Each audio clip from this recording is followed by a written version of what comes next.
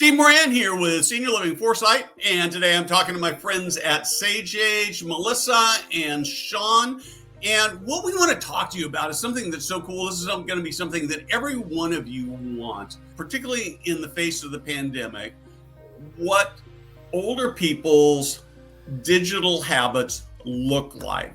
So, Melissa, why don't we start actually with you and sort of talk a little bit about how this came about? Several months ago, we were on internal calls as a team, and some of the digital tactics and things were coming up, and what we wanted to do for certain clients. And a question was raised by one of our teammates of, well, I wish we really knew if seniors were using this, or I wish we really knew if seniors were doing that online. And I was involved in all of those calls, and I said, well, you know what, why don't we ask? And so we actually decided to, develop this survey and distribute it nationwide to, seniors age 70 plus, to really try and find out, what they are using. Are they on social media? Are they, anything digitally related, to really get some answers for ourselves and for the industry as a whole.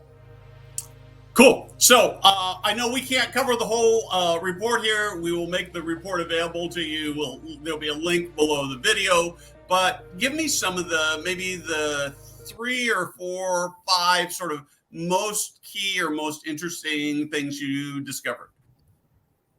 Sure, absolutely. So, Sean, do you want to? Sure. So one of the most, I guess, eye-popping things that we saw or confirmed was that the senior themselves are actually 33% of the time are using their smartphone. So between smartphone and their tablets equate to basically 45% of the usage of a senior today. They rely so much less on a desktop computer to actually get to things that they want to find out about, whether it's news, games, Facebook, et cetera, et cetera. Those type of that usage of an application or telephone is just amazing to us, and just nice to confirm it, since Google doesn't really show us that information anymore. The secondary piece of the equation is actually how much time they're spending. I mean, 38% spend 3 to 6 hours on that telephone a day, looking at different types of, whether it's a game, Facebook, a website, news, things of that nature. So those are 2 very big eye-popping how much time they're using that mobile device. And that was purely for entertainment, social purposes, that they're spending that much time on their phones. Cool. So if I'm a senior living operator, I'm a senior living marketing or salesperson, what does that mean to me?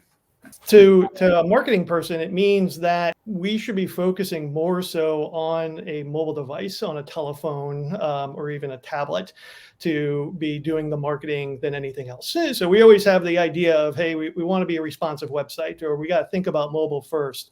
The data now shows that if we're not doing that, we're losing out. The amount of time that the senior is actually spending on those is going to help us out. So a website has to be mobile responsive.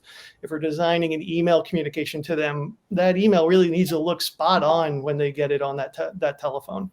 So it's people at the times like to design more so for, say, a desktop or a wide screen, but it's the idea of designing for a mobile device to get the headlines in the right area, so a senior can pick up on exactly what they want and read the information they want on that telephone. So one of the things that occurs to me as I'm sort of thinking through this is that it would seem likely that this is a great way to attract younger and healthier older people, that the people who are going to be on the go, who are at least going to start by getting their message on their device. They might go back and follow up on their laptop or their desktop. Any other insights that we should be touching bases on? I think the social media part, right, Sean? Yes.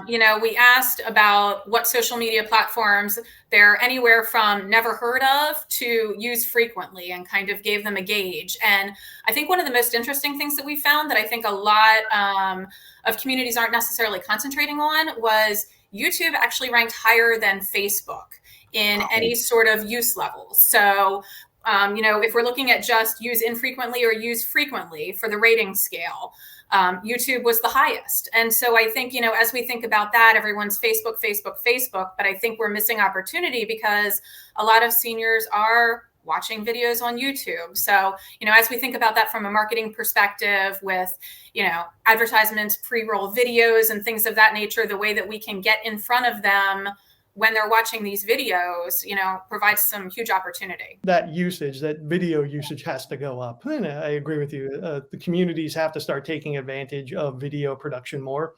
And it's easy to do on your telephone, and then whether it's TikTok or putting something on YouTube, or if it's using another app that is in the senior living industry, it's something that the community really should take advantage of, knowing how many seniors are now looking at those videos, whether it's on TikTok or Facebook or even YouTube. It's a good starting place to start using those things.